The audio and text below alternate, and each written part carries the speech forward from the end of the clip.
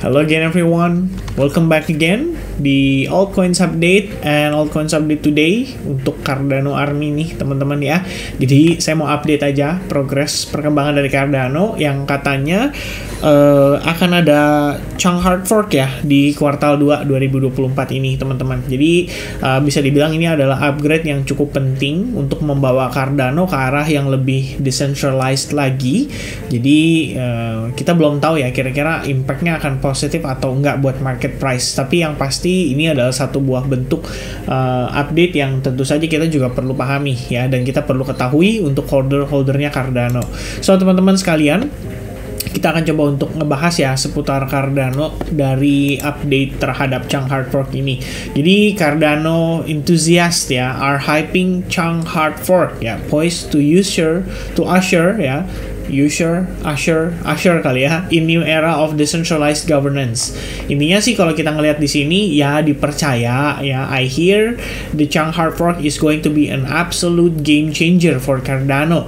Ya we never know teman-teman, apakah ini akan ya game changer atau tidak gitu ya. Karena sebenarnya Cardano sendiri kalau kita berbicara dari perspektif fundamental ya, dia tuh pertumbuhan ada, TVL juga ya walaupun drop ya, which is rata-rata altcoins juga kan lagi drop teman-teman, tapi setidaknya kita tahu Cardano itu developmentnya terus berjalan gitu loh, dan developersnya masih ya so far masih cukup oke gitu ya. Dan ada beberapa lagi tadi yang jadi perhatian khusus ya oleh para pelaku pasar untuk Cardano sendiri, seperti salah satunya Cardano di sini bisa dibilang ya memiliki total transaksi yang cukup menarik ya. The total number of transaction has reached 83.6 million ya, averaging between 50,000 and 70,000 daily transaction. Ini kan berarti ada aktivitas gitu loh di dalam jaringan Cardano itu sendiri. Ya terlepas dari kondisi itu, tetap ya setiap koin pasti punya kelemahan dan keunggulan, dan kelemahannya Cardano yang sejauh ini adalah marketingnya kayaknya kurang menarik ya. Nah di sini yang perlu kita ketahui ya seputar si chunk hard fork ini teman-teman, si Cardano itu sebenarnya sudah memasuki Voltaire ya, Voltaire age, dan ini adalah final stage dari Cardano roadmap. Jadi teman-teman sebenarnya kalau kalian lihat ya di Cardano punya website ya, itu sebenarnya dia ada tuh menjelaskan ya di roadmapnya dia ada era apa gitu ya, tapi dia pakai bahasanya bahasa ini sih, apa kalau kita bilang tuh bahasanya Jepang ya teman-teman ya, banso kemudian apalah itu ya. Saya lupa nih, saya harus cari lagi teman-teman ya di sebelah mana kita bisa melihat itu ya. What is Cardano Dev document ya, developer portal, stake delegation, more wallet. Nah ini dia Cardano roadmap guys. Nah ini dia ya. Jadi Byron ya foundation, kemudian Shelly decentralization, kemudian Goquen ya smart contract, Basho yaitu scaling, dan Voltaire berbicara soal governance. Jadi memang kalau kita ngelihat ya, ketika kita berbicara soal chunk hard fork ini, waktu tadi saya baca-baca sekilas teman-teman, ya memang poin utamanya adalah berhubungan dengan governance ya. Jadi pengambilan keputusan, voting itu semua dikembalikan lagi buat mereka para stakersnya Cardano. Jadi bisa dibilang ini ya semakin mengarah ke decentralized, sehingga community-nya ya yang bisa dibilang tuh yang membuat keputusan atas ya perkembangan dan arah daripada jaringan Cardano ke depannya. So it's all dari rakyat untuk rakyat ya, kita bilangnya mungkin seperti itu bahasanya teman-teman.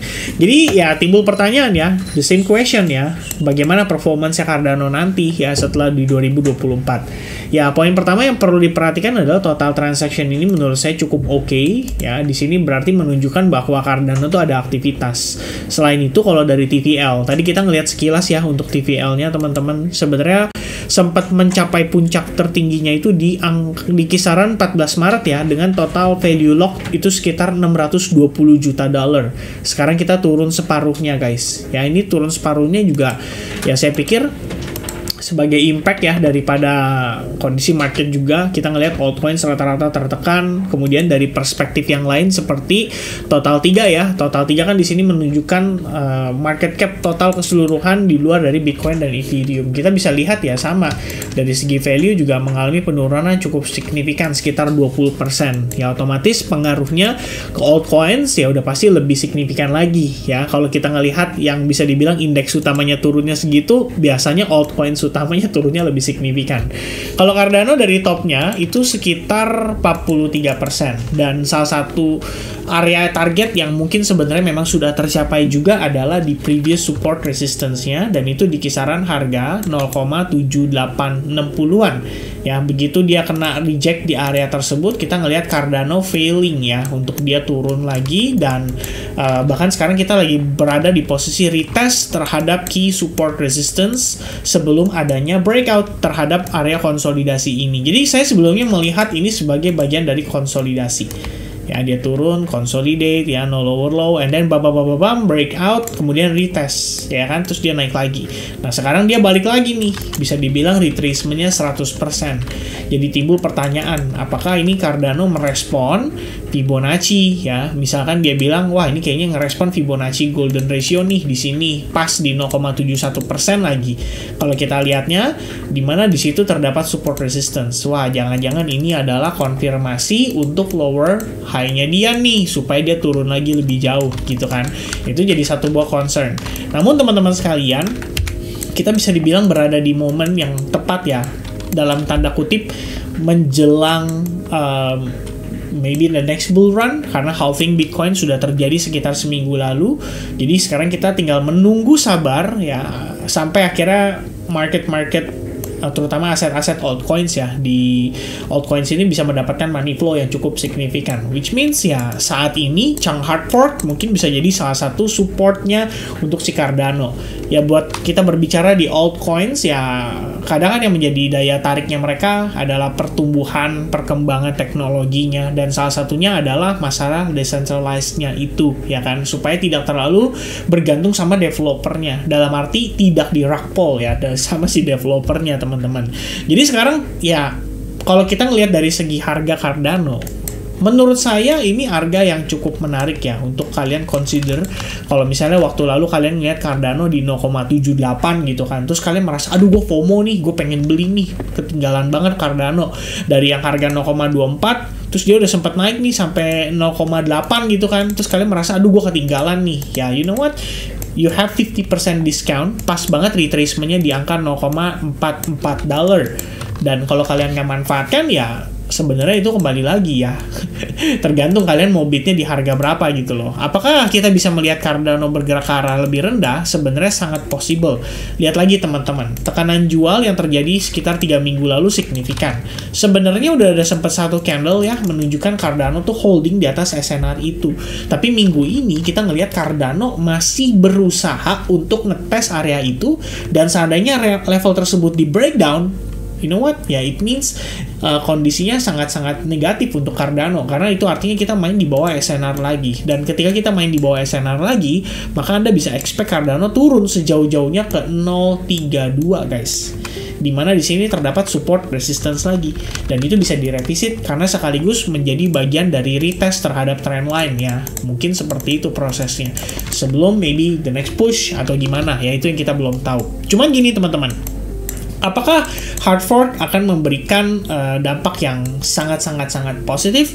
Sebenarnya nggak juga ya teman-teman. Kalau kalian ingat ya, Ethereum juga sempat melakukan hard fork, dan ini bisa dibilang penting banget ya. Dia berubah dari proof of work jadi proof of stake. Kemudian ada Shanghai upgrade ya kalau nggak salah teman-teman ya, atau Shanghai hard fork, saya lupa namanya teman-teman. Tapi yang pasti the moment hard fork terjadi itu bukan instan seperti makan cabai langsung pedes gitu ya, enggak.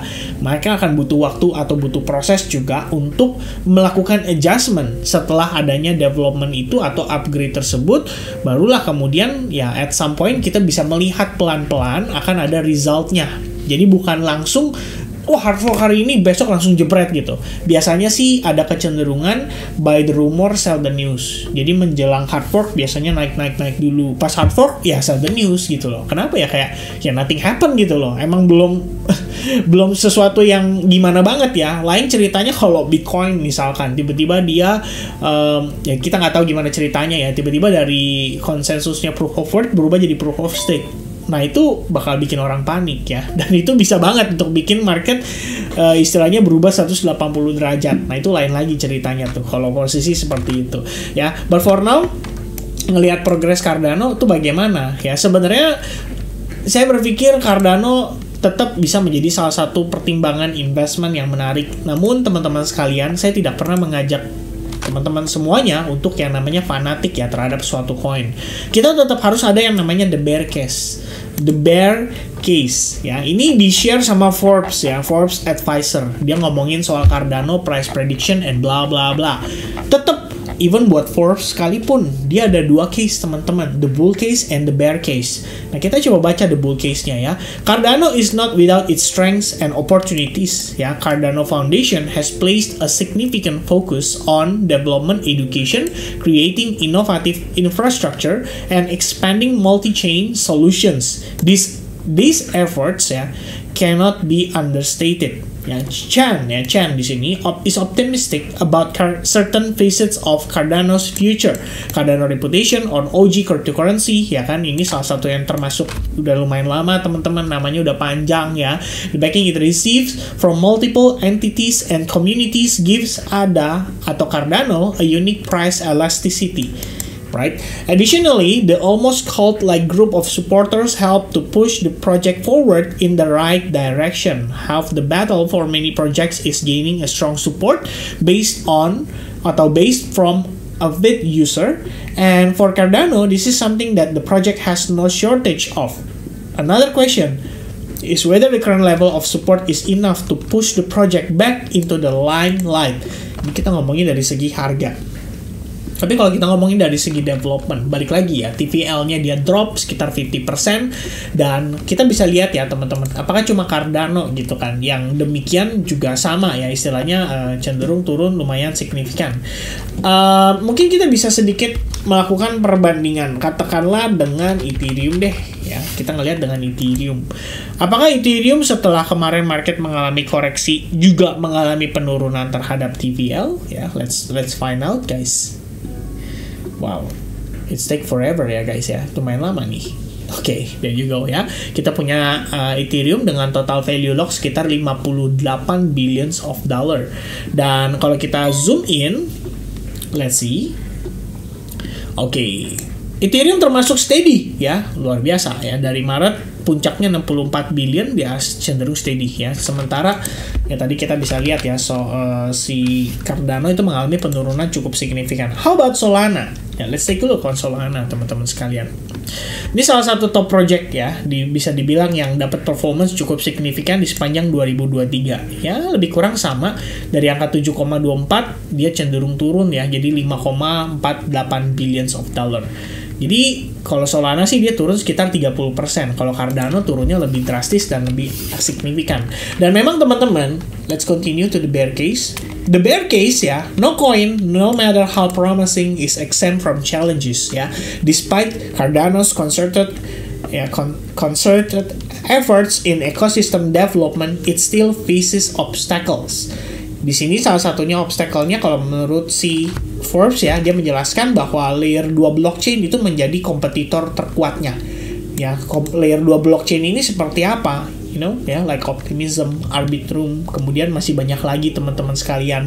Karena ya bisa dibilang mereka juga menawarkan lebih kurang jaringan yang sama ya, bisa dibilang fasilitas atau benefit yang sama tapi dengan lebih kecil dari segi fee dan mungkin lain-lain teman-teman sekalian. Jadi kita bisa consider bahwa ya sebenarnya basic persaingan ya, kita ngomongin persaingan gitu loh. Apakah Cardano immune dari persaingan? Ya jawabannya tidak ya. Cardano tetap bisa dikalahkan oleh koin-koin generasi baru. Itu aja yang menjadi concern atau consideration. Jadi teman-teman, game plan-nya gimana? Sebenarnya kalau saya melihat Cardano ya, in the overall perspective, Anda bisa lihat bahwa kita tuh udah bagus gitu ya. Di sini maintain nih dengan cukup baik 50% retracement, dan kalian lihat secara struktur even for the weekly time frame kita tuh ngelihat sebenarnya ada possibility dia sedang dalam keadaan transisi seperti ini Ya, tapi tetap tidak bisa dipungkiri juga bahwa Cardano itu tetap bisa kalah dengan persaingan terbaru. Seperti contohnya kalau kita ngelihat ya, itu Toncoin guys. Toncoin udah nyalip Cardano. Selisih market cap-nya tuh sekitar yang more or less $2 juta ya. Sementara compare dengan Shiba Inu aja, Cardano juga udah deket. Selisihnya cuma $2 juta, kalah sama meme coin teman-teman sekalian. So, ini bukan berarti Cardano immune gitu loh. So, kita tetap harus dalam keadaan open-minded. Ya, saya juga demikian. Ya, kalau misalkan suatu saat nanti, ya kita memang diharuskan untuk exit dari Cardano lebih early. Ya, Anda harus open-minded dengan kondisi tersebut.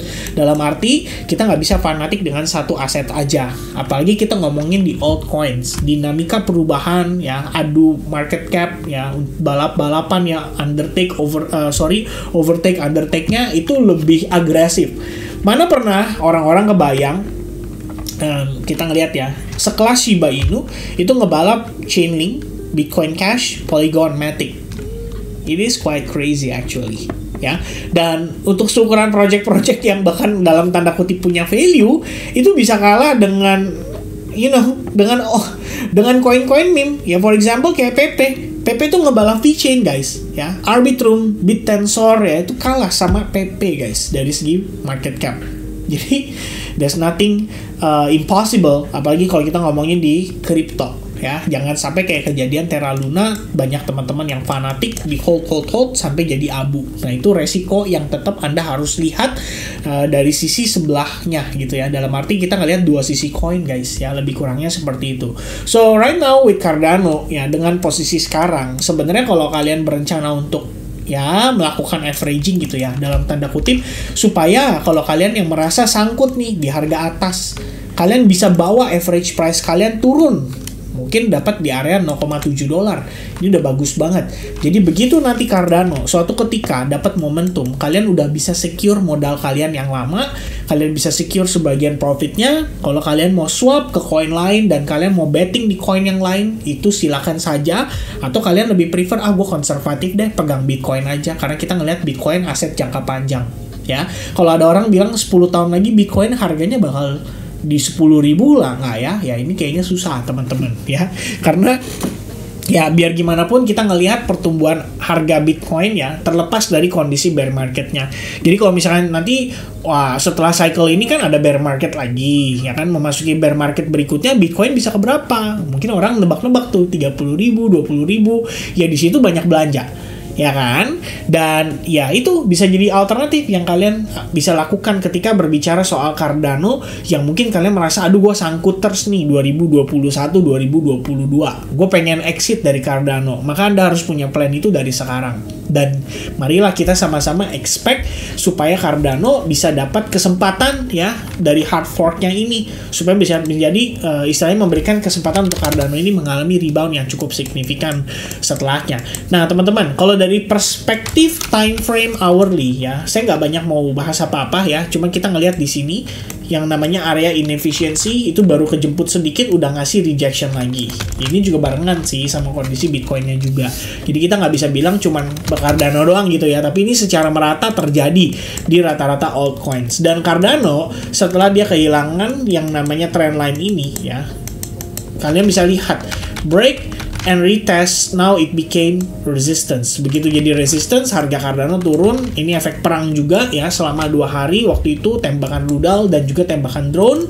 Habis itu Cardano turun dan sekarang dia sedang berusaha untuk bertahan di atas area key support resistance-nya. If this support breakdown, ya kan, berarti kita bisa expecting apa? Yang tadi saya bilang, Cardano Anda bisa expect dia retest sejauh-jauhnya sampai range $0,322. Nah ini bakal jadi range area untuk kalian melakukan akumulasi sebanyak mungkin sebelum Cardano-nya nanti rally lagi dan kalian malah merasa ketinggalan. Ingat guys, di overall perspective, biar gimana pun, sejauh-jauhnya dia turun sampai sini pun, ini tetap berpotensi jadi higher low. Ya, which means low, high, higher low, and possibly higher high after that. Mudah-mudahan bisa terrealisasi. Itu aja mungkin sedikit update saya dari saya seputar Cardano. Sekaligus pengen remind teman-teman untuk jadwal kita live streaming ya, seperti yang sudah saya sampaikan sebelumnya. besok kemungkinan akan kita lakukan di hari Minggu. Jamnya mungkin ya mudah-mudahan nggak terlalu malam ya, karena seperti biasa di hari weekend pun saya juga punya activity bareng sama family ya, keluar-keluar kumpul-kumpul bareng keluarga. Ya saya harap juga teman-teman menggunakan waktu kalian sebaik mungkin, jangan terlalu wasting time kalian tanpa adanya sosialisasi gitu ya. Manfaatkan waktu sebaik mungkin dan ya gunakanlah kesempatan di hari libur itu untuk berkumpul bareng dengan keluarga atau mungkin saudara atau mungkin teman-teman, dan have fun lah lebih kurangnya. Oke, so God bless to you all and I'll see you guys again in the Bitcoin update. Cheers guys.